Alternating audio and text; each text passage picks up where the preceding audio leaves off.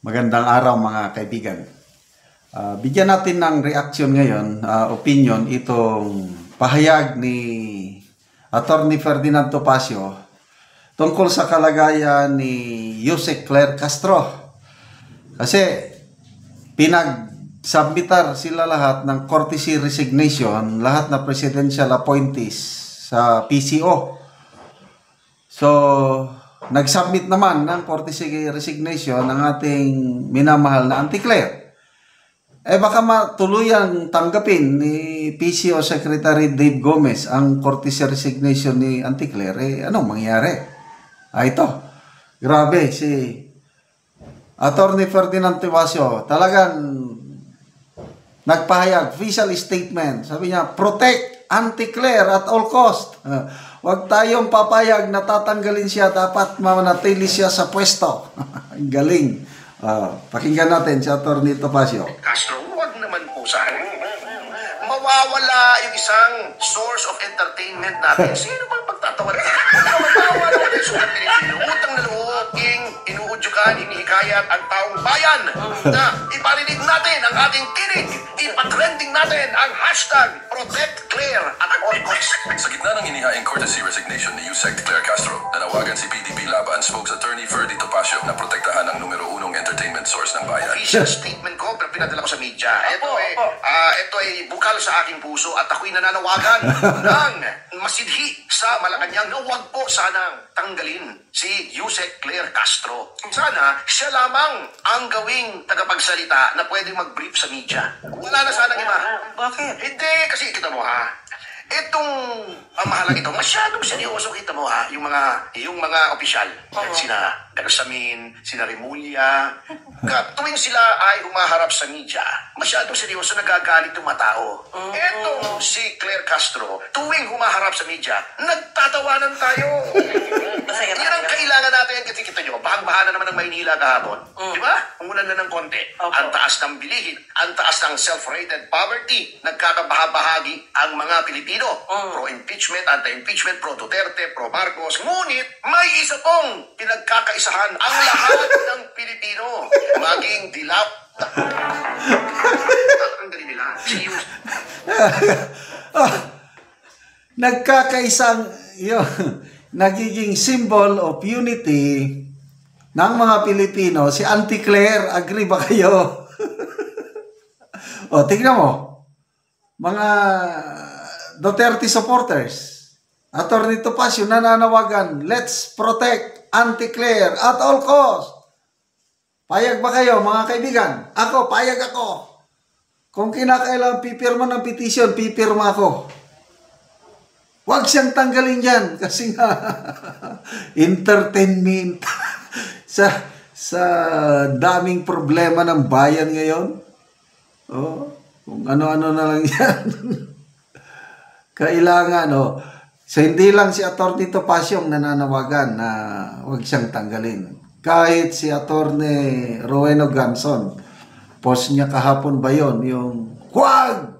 Sabi ni Attorney Ganson, huwag! Bakit huwag? Kasi lumabas, article ata ng mainstream media, Manila Bulletin, sabi doon, Yusek Claire Castro to submit courtesy resignation today. Unang nag-react si Attorney Ganson, huwag! Kailangan natin yan, si Auntie Claire. Tapos may follow-up po si Attorney Ganson. Sabi niya, Dear PCO, Yusek Claire Castro is dedicated to work, committed sa trabaho niya. Sana huwag niyo siyang tanggalin. Dahil magbasa lang tayo sa mga comment. Ulitin nga natin ito kay Attorney Topacio, ang sarap pakinggan. Castro, huwag naman po sana. Mawawala yung isang source of entertainment natin. Sino bang pagtatawa na? Mawawala naman yung sulat Pilipino. Utang na loob, inuudyukan, hinihikayat ang taong bayan na iparinig natin ang ating tinig. Ipatrending natin ang hashtag Protect Claire at all costs. Sa gitna ng inihaing courtesy resignation ni Yusek Claire Castro, nanawagan si PDP Laban Spokes Attorney Ferdy Topacio na protektahan ang numero unong entertainment source ng bayan. Official statement ko, pero pinadala ko sa media. Ito ay bukal sa aking puso at ako'y nananawagan ng masidhi sa Malacanang na huwag po sanang tanggalin si Yusek Claire Castro. Sana siya lamang ang gawing tagapagsalita na pwedeng mag-brief sa media. Wala na sanang iba. Bakit? Hindi, kasi kita mo itong mahalaga ito, masyadong seryoso kita mo yung mga opisyal. Sina Bersamin, sina Remulla, tuwing sila ay humaharap sa media, masyadong seryoso, nagagalit yung matao. Etong si Claire Castro, tuwing humaharap sa media, nagtatawanan tayo.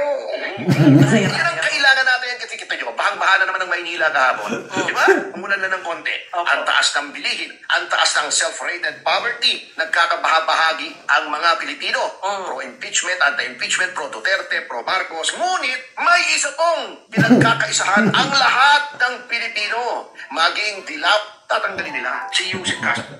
So, symbol of unity. So, go, Attorney Claire Castro. We love you, we support you. Sana manatili ka sa pwesto hanggang 2028. Ang laking tulong mo sa bayang ito. Basa tayo ng mga comments.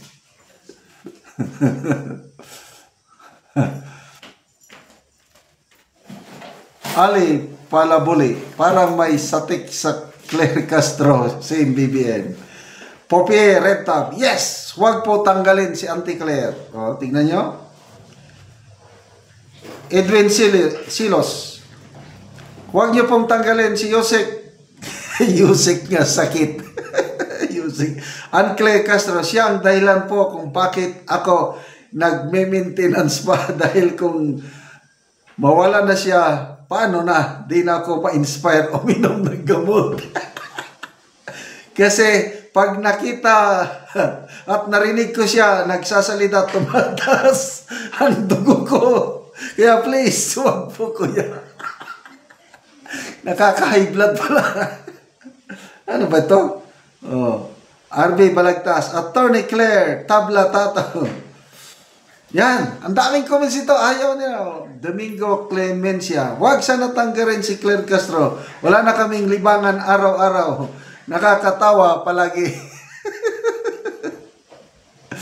Rodolfo Tagayon, please, huwag kang mag-resign, Claire. Wala nang mukhang tanga na tagapagsalita ng mga ngagba. Ikaw lang ang nagbibigay din. Walang ano. Okay. So, symbol of unity ng pro-BBM and pro-DDS, hindi nag-aaway. Nagkakaisa. Manatili si Yusek Claire Castro na tagapagsalita. Sana pakinggan ang ating mga hinaing. Okay, salamat mga kaibigan sa inyong pagsubaybay sa ating channel. Nakakatulong kayo ng maigi sa tribong Talandi ng Bukidnon dahil ang income natin sa channel nito, pantulong natin sa tribo, namimigay tayo ng mga libreng yero at pako para makapagpatayo ng maayos na tahanan ang tribong Talandi. Panoorin nyo ang video na ito. Ano pwede naman ang guide yung tampo doon?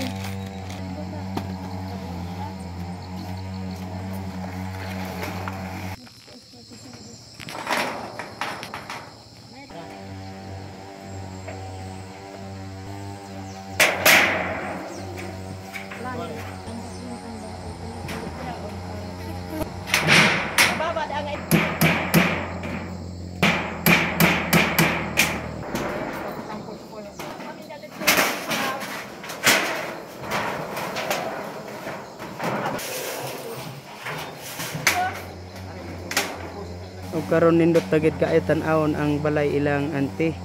So ila na gyud na atop ang gihatag sila nga yero.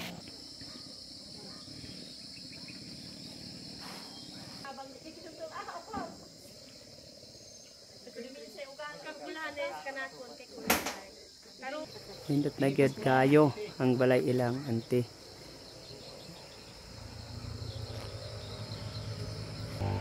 Salamat kayo sir sa imong pagtabang labi sa Ginoo nga gigiyahan ka sa Ginoo nga magtabang ka.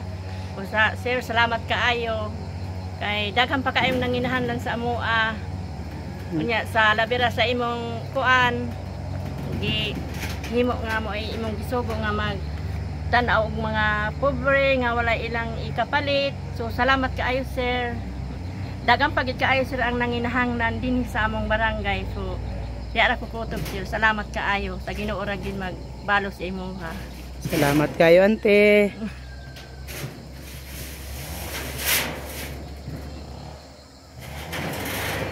At sa iyo na no sabi sila sa mamaya yan na iguan ang